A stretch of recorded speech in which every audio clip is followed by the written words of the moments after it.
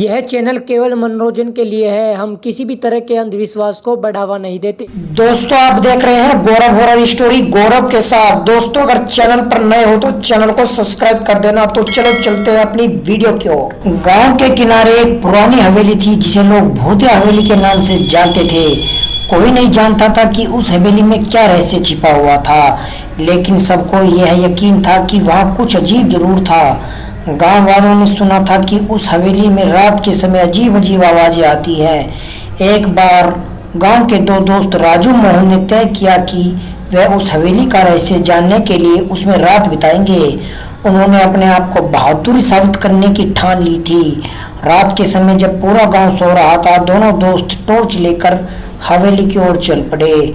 हवेली के पास पहुंचते ही उनकी धड़कनें तेज हो गई। हवेली के चारों ओर अंधेरा छाया हुआ था और पेड़ों की पत्तियों की सरसराहट उन्हें और भी डरा रही थी। वह हवेली के अंदर दाखिल हुए। अंदर घुसते ही दरवाजा अचानक तेज आवाज के साथ बंद हो गया।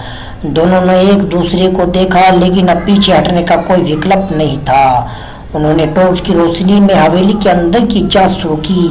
हर कमरे में पुराने फर्नीचर, जाले और धूल की परतें जमी हुई थी। जैसे जैसे वे अंदर की ओर बढ़े, एक कमरा मिला जिसका दरवाजा आधा खुला हुआ था। कमरे के अंदर एक पुरानी लकड़ी की अलमारी रखी थी। अलमारी की दरारें हल्की हल्की रोशनी बाहर आ रही थी। राजू ने हिम्मत जुटाकर अलमारी खोली, लेकिन वह खाली थी। तभी अचानक एक ठंडी हवा का झोंका आया और अलमारी के पीछे की दीवार हिलने लगी। दीवार के पीछे एक गुप्त दरवाजा खुल गया। उस दरवाजे के पीछे एक गहरी सुरंग थी। दोनों ने अपने आपस विचार किया और सुरंग के अंदर जाने का फैसला किया। सुरंग अंधेरी और संकरी थी और वहां से अजीब अजीब सी आवाजें आ रही थी।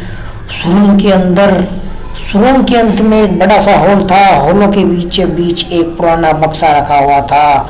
बक्से के ऊपर एक कुछ लिखा था, लेकिन वह भाषा उन्हें समझ में नहीं आई। तभी राजू ने बक्से खोलने की कोशिश की, लेकिन जैसे ही उसने बक्सा छुआ, कमरे की दीवारों पर अजीब सी चिन्ह चमकने लगे। अचानक से कमरे में अजीब सी परछाई दिखने लगी। दोनों दोस्त डर के मारे कांपने लगे। तभी बक्सा अपने आप खुल गया और उसमें से एक कंकाल निकला। कंकाल की आंखों से लाल रोशनी निकल रही थी और वह दोनों की ओर बढ़ने लगा।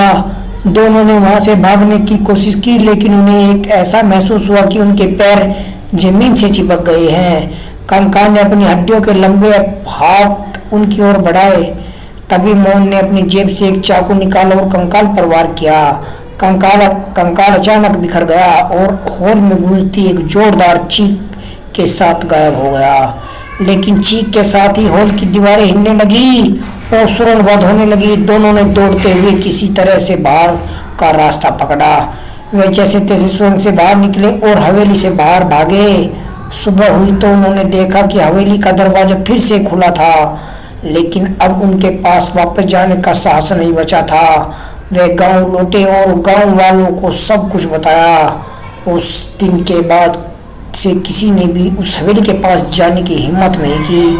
हवेली अब भी वही है, खामोश और भयानक, जैसे किसी नए शिकार का इंतजार कर रही हो। इस कहानी के अंत ने राजू मोहन की जिंदगी हमेशा के लिए बदल दी। उन्होंने सीखा कि हर समस्या का पीछा करना बहादुरी नहीं होती और कभी कभी कुछ राज हमेशा के लिए छुपे रहने ही बेहतर होते हैं।